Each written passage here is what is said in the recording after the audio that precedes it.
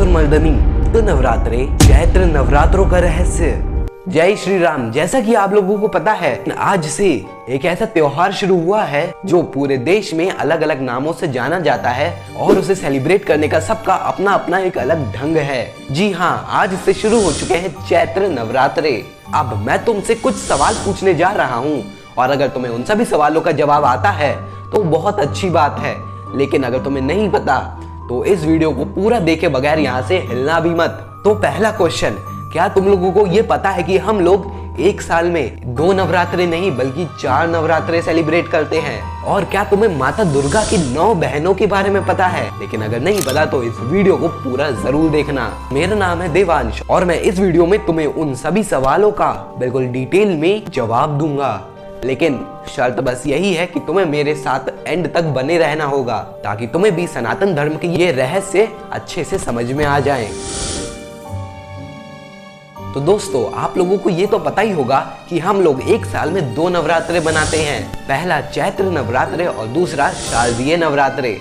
लेकिन क्या तुम्हें पता है कि हमारे हिंदू धर्म में इन 2 नवरात्रों के अलावा भी 2 और नवरात्रों का जिक्र करा गया है, लेकिन ये दोनों नवरात्रे हर किसी के लिए नहीं बने क्योंकि ये हैं गुप्त नवरात्रे। इनके बारे में ज्यादा लोगों को नहीं पता क्योंकि शारदीय और चैत्र नवरात्रों में हम लोग माता के शांत स्वरूप, कृपामय स्वरूप और सात्विक स्वरूपों की पूजा करते हैं। लेकिन इन दोनों गुप्त नवरात्रों में माता के उग्र स्वरूप या फिर तांत्रिक स्वरूपों की पूजा अर्चना करते हैं और इसी वजह से ज्यादातर लोगों को इन नवरात्रों के बारे में नहीं पता।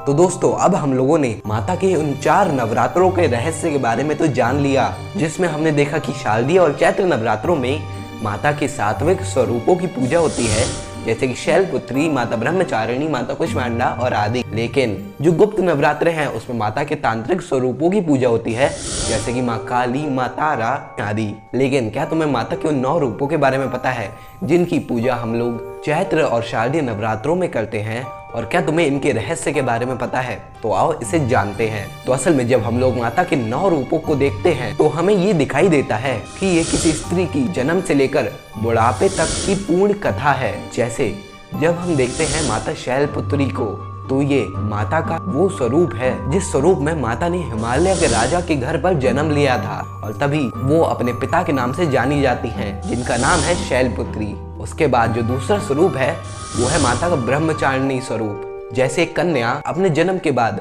गुरुकुल में जाती है, विद्या को ग्रहण करती है, वैसे ही माता इस ब्रह्मचारिणी रूप में भगवान शिव को पाने के लिए कठोर तप करती हैं, कठोर तपस्या करती हैं। और उसके बाद माता का जो अगला रूप है वो है माता चंद्रघंटा। यह माता का वह स्वरूप है जिस स्वरूप में माता को अपनी तपस्या का फल मिला, यानी कि भगवान शिव मिले।